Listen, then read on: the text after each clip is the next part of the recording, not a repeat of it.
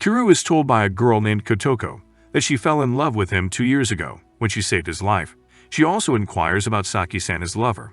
She reveals to him that she once obtained information about him from the medical facility where his cousin was being treated. Even though she already knows about his breakup, she also addresses him and inquires as to why he split up with Saki.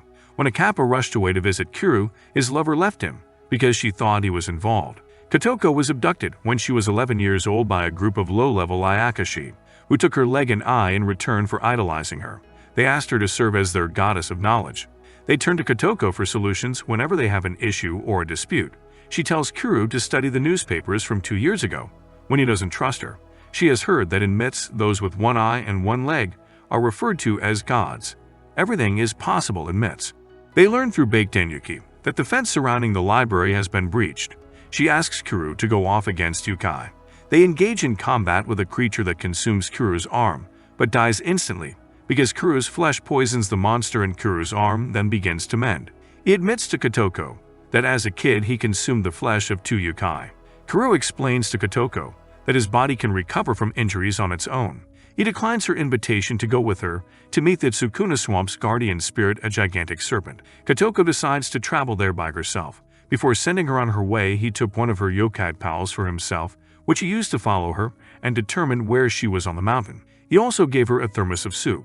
Yoshihara Hiru's body was placed in the swamp where the python lived after being transported there by Tanio. Why did she throw the body in the swamp? And why did she mention that she hoped the body was discovered? Both baffled the serpent. The serpent seems very hospitable and serves Kotoko. Kotoko offers numerous evidence-based hypotheses regarding the reasons for the woman's actions. Tanio's boyfriend Mechi cheated on her with another woman, and they both died together in what seemed to be a double suicide. However, Mechi was murdered by Hiru, who had been caught stealing money from the construction company where they both worked. Hiru did this to hide his theft of funds. He developed several unfortunate circumstances. He then expressed his regret to Tanio, who had been harmed by his choices. Kotoko made the speculative claim that Tanio might have been a front for the actual murderer of Hiru. The reason the body was initially thrown in the marsh is still a mystery to the serpent though. Kotoko explains that Tanio expected the police to find her premature baby, which is why she dumped the bodies. Tanio was expecting the child of her deceased fiancé. She dumped her stillborn baby in the river, rather than give it a decent burial, since she was so angry that her fiancé was dying in the arms of another woman. After finding out that her finances had been arranged, she disposes of a body in a swamp to have the child discovered 4 years later. Unbelievably, the dead body of a child is still present in the water. This complicated justification seems to appease the snake. After encountering a faceless steel lady named Nanase, a boy has an accident 2 years later. Seki, who was once Kuro's girlfriend and is now a police officer, is chatting with another cop about a steel lady. In contrast to the other police officers, Seki believes in ghosts. She can recall Kuro getting cuts on his hand that instantly healed.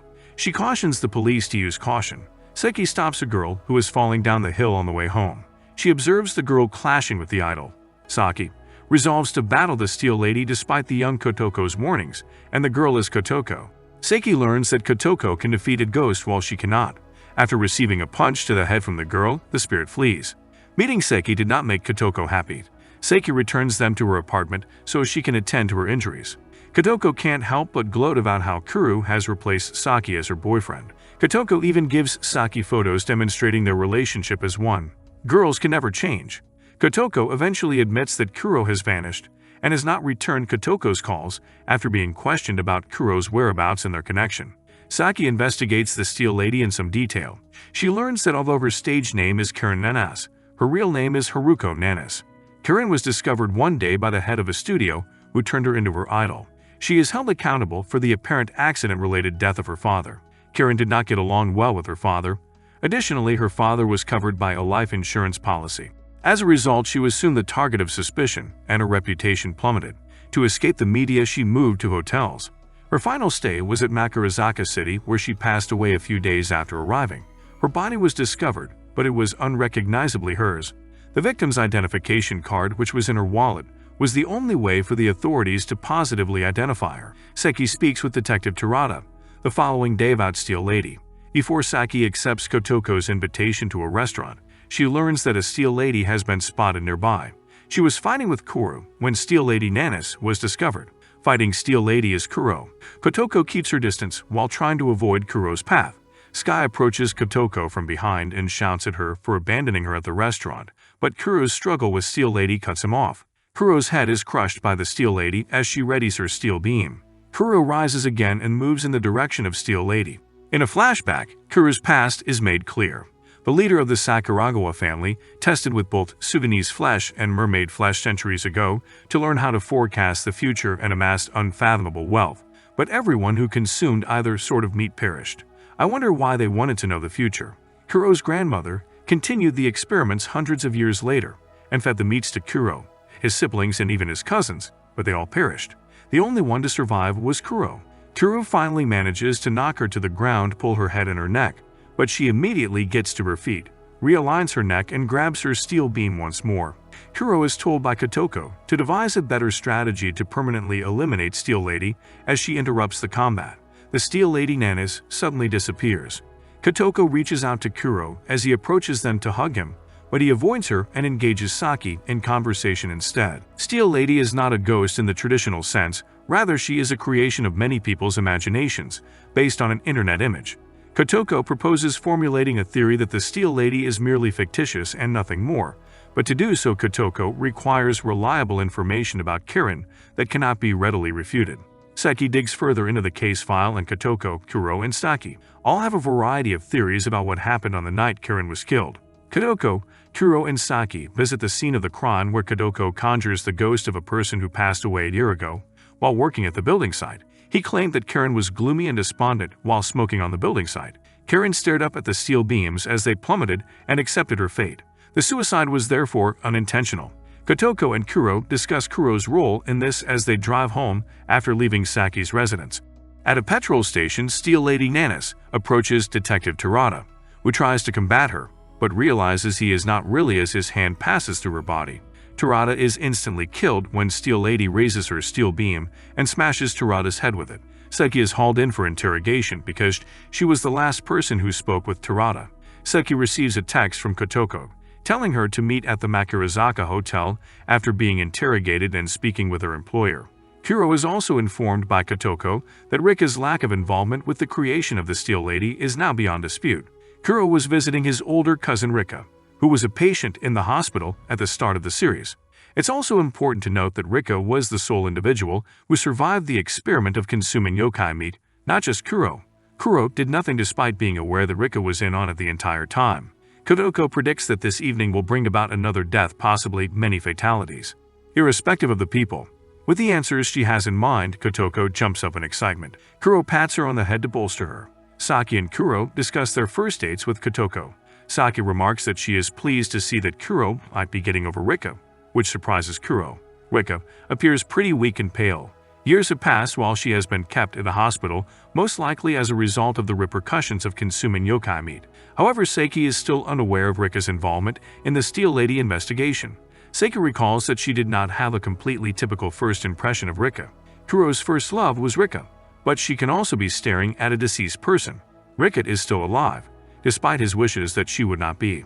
When Seki found out that Rikka was Kuro's cousin, she was completely astonished to learn that she might have his abilities, including immortality. The three of them are waiting for the Steel Lady to emerge while Kotoko is awake. Seki is informed by Kotoko that Rikka has moved in with her at her mansion. Only a month or so ago, Rikka abruptly left without saying anything. Then Kotoko tells Saki that Rikka perished repeatedly to determine the best way to make her product endure the longest. Kotoko, Saki, and Kuro are en route to the Steel Lady to locate her and hopefully stop her. In preparation for her meeting with the Steel Lady, Rikka shows up wearing a red and black lace outfit. I think she resembles the Steel Lady. To find the future path she requires for the Steel Lady Nanase to develop, she slashes her throat and kills herself.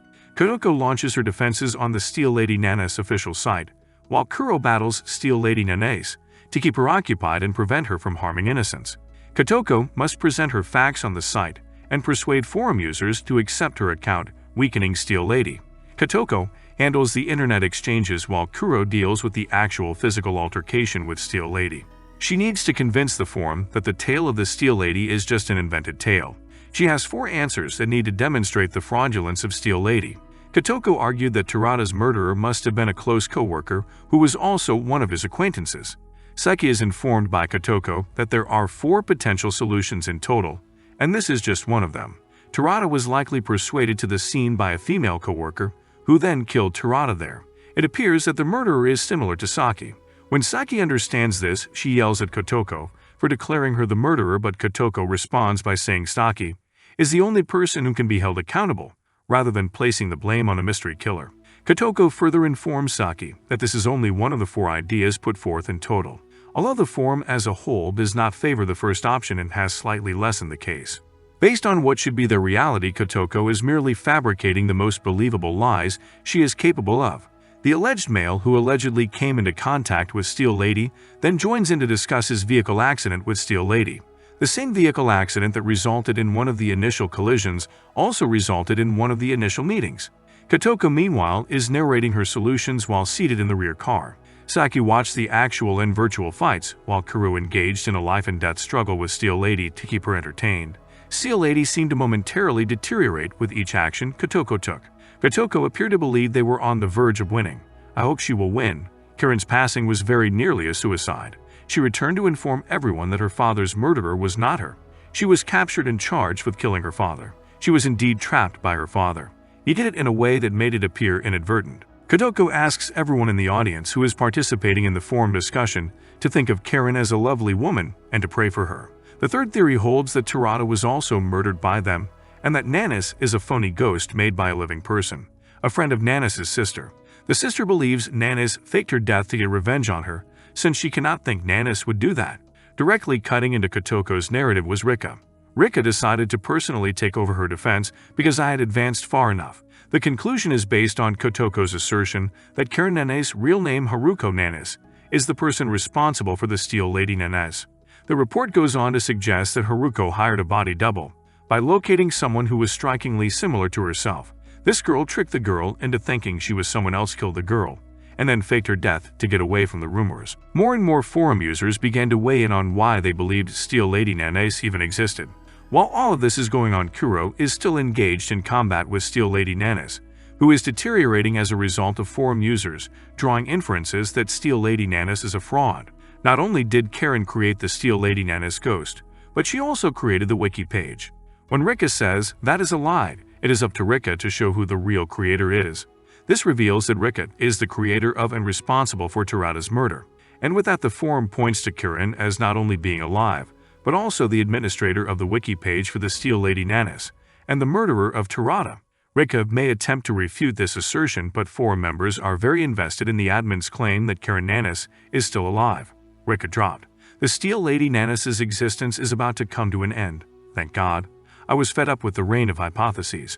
The threat posed by Steel Lady Nanase has been eliminated, but the yokai animals are not in danger. They emerge from hiding to applaud and support Kotoko. Following the conclusion of their victory party, Kotoko passes out from fatigue. The scene of throwing Kotoko into the air by yokai is funny. Kotoko is driven back to her hotel room by Saki and Kuro so she can rest. Kuro and Saki had a conversation in a nearby restaurant. Saki and Kuro talk about Rikka's strategy of continuing to produce monsters until she succeeds in producing a deity. Rikka wants to lose her immortality and revert to a regular human state. As Kotoko is the only person who stands in Rikka's path, Kuro thinks she will target Kotoko in the relentless pursuit of her objective. Kuro left Saki and informed her that they most likely wouldn't cross paths again. When Kuro walked into Kotoko's room, she was in the shower. Kotoko, who is only wearing a bath towel, makes a funny move by jumping on Kuro to make sure Saki and he don't get into any trouble. They stroll while conversing about their future. Kuro openly admits that he cares for Kotoko and sees her as a girlfriend whom he must protect in this closing scene, which is more of a development scene. Knowing that the harmony between the human world and the yokai realm is secure, Kuro and Kotoko can rest.